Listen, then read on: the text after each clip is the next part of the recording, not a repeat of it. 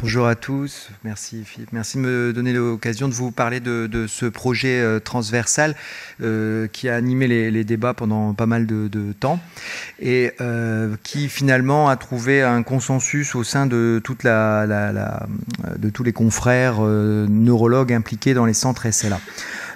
En somme, le projet il s'est inspiré du projet de Monsieur Méninger d'il y a quelques années qui partait de sa grande expérience et du constat, comme on le fait d'ailleurs pour toutes les maladies, mais ce qui est vrai a fortiori dans la SLA, c'est qu'il existe de très nombreuses formes de maladies différentes de par leur évolution, pour lequel on est bien sûr très sensible en termes de rapidité d'évolution, de gravité, mais aussi dans l'expression, les difficultés. On sait que parfois il peut y avoir des troubles du comportement, des troubles de mémoire importants, parfois non, parfois ça touche les membres inférieurs, parfois non, et parfois ça touche le bulbe avec des difficultés pour s'exprimer rapidement, parfois non.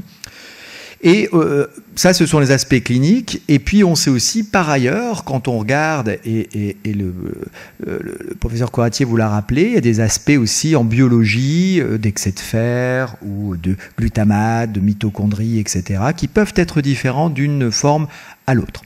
Alors bien sûr, on est tous réunis ici pour lutter contre la SLA et pour essayer de trouver des solutions thérapeutiques, mais on voit bien depuis de nombreuses années que les essais thérapeutiques sont souvent négatifs.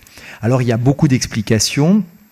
Les principales explications qui reviennent souvent, c'est que comme la maladie est très évolutive, on arrive peut-être très tard dans le processus. C'est un peu la même idée que dans le cancer, où on dit, dans le cancer, finalement, le cancer met 10 ans avant de s'exprimer cliniquement. Et donc, si on avait les moyens d'intervenir plus tôt, plus vite, on aurait forcément plus d'impact sur la survie et sur le mieux-être.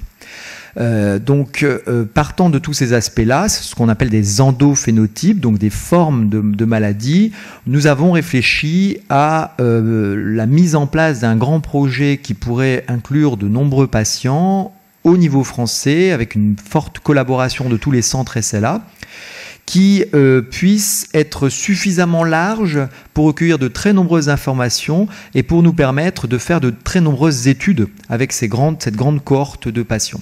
Alors, finalement, nous sommes tombés d'accord sur le fait de prendre le pronostic, c'est-à-dire de regarder le temps d'évolution de la maladie et de prendre toutes les informations, qu'elles soient cliniques, au moment du diagnostic, enfin le plus tôt possible, toutes les informations biologiques avec des prises de sang, parfois une petite biopsie de peau, parfois une petite biopsie musculaire, la ponction lombaire, les urines, et également les lymphocytes, vous savez, les cellules circulantes dans le sang, les globules blancs, les globules rouges, peuvent aussi avoir beaucoup d'informations importantes.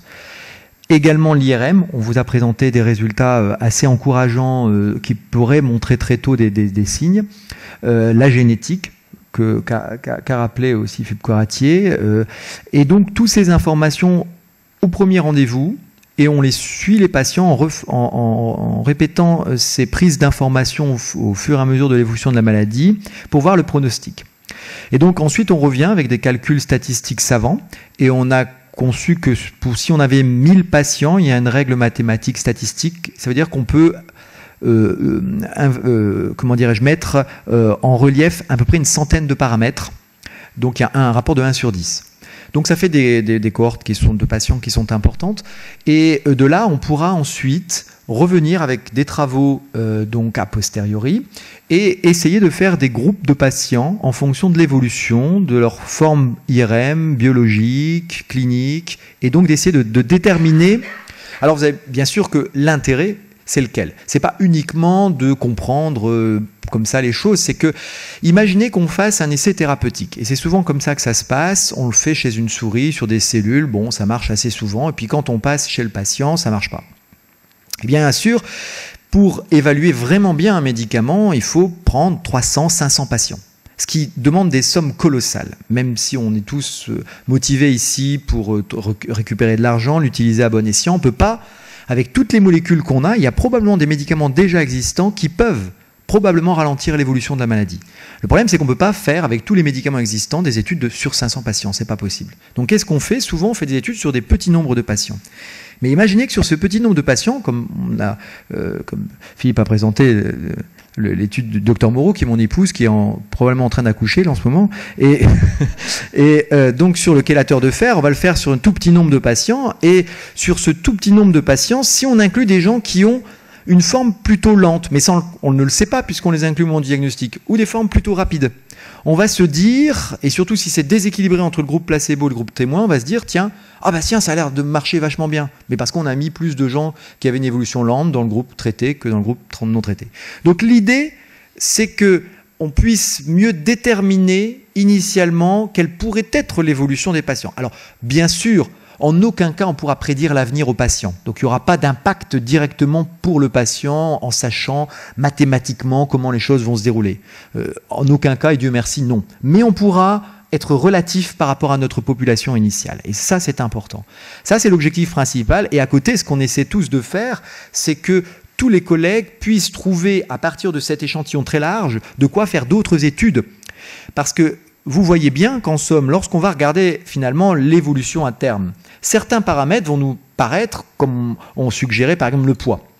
Certains paramètres vont être plutôt favorables, plutôt défavorables. Et donc ensuite, on pourra réfléchir comment essayer d'augmenter les paramètres favorables et de diminuer les paramètres défavorables dans la mesure du possible. Et donc ça ouvre aussi par là même d'autres voies de recherche thérapeutique. Voilà, de manière grossière, un peu l'étude PULSE, on l'a appelée PULSE, pour que ça pulse, comme dit Marie-France, et pour que ça avance et qu'on essaie donc de mener à bien cela. Alors là, il est en train de passer au comité d'éthique, pour bien vérifier que ce projet est tout à fait éthique et qu'il est fait dans les règles qu'on doit suivre en recherche médicale.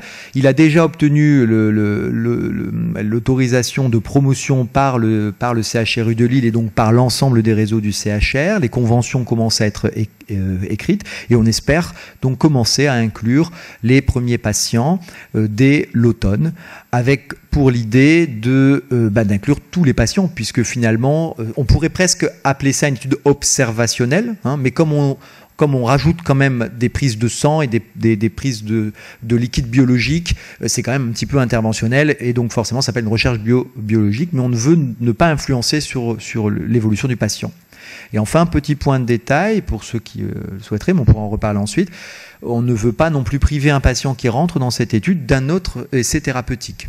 Et donc, il pourra à ce moment-là sortir de cette étude, faire l'essai thérapeutique, parce que bien sûr, le plus important est le patient. Et ensuite, nous, on adaptera en covariable s'il a eu ou pas un essai thérapeutique. Et s'il est négatif, on n'en prendra pas compte. S'il a été, et on l'espère, positif, à ce moment-là, on tiendra compte de ça dans le calcul mathématique des probabilités à la fin. Voilà, je pense qu'on peut... Tu voulais rajouter ?